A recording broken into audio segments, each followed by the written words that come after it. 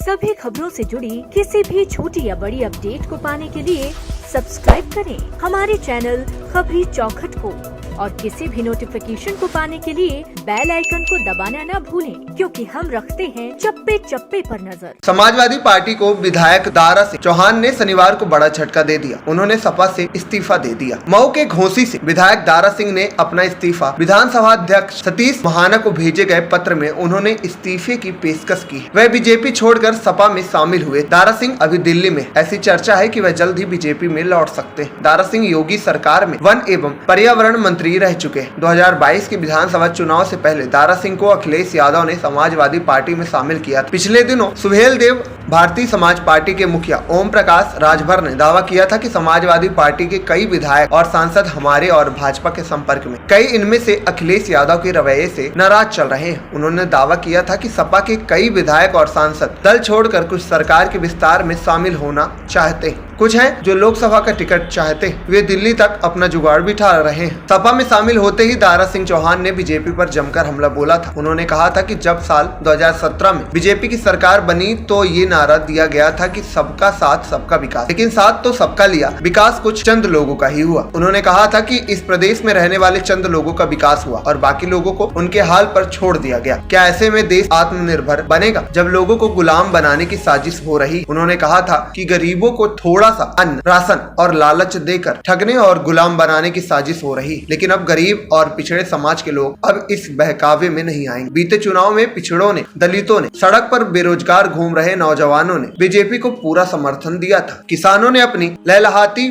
फसल के लिए समर्थन दिया था, लेकिन जब इस ठंड में उसे घरों में सोना चाहिए, वो अपनी खेतों में जानवरों से फसल की रक्षा के लिए चारपाई लगाकर बैठा हुआ है। दारा सिंह चौहान पूर्वांचल के कद्दावर नेताओं में से एक। दारा सिंह ने अपनी राजनीतिक सफर बसपा से शुरू किया था। वह 1996 और 2000 में राज्यसभा सदस्य थे। उन्होंने 2009 में बसपा के टिकट से घोसी सीट से लोकसभा चुनाव लड़ा था। वह यह चुनाव जीत गए। इसके बाद 2015 में वह बीजेपी में शामिल हो गए थे। उन्होंने 2017 की विधानसभा का चुनाव लड़ा था। इसके बाद वह 2022 में बीजेपी से समाजवादी पार्टी में आ गए थे। खबरी चौखट की रिपोर्ट।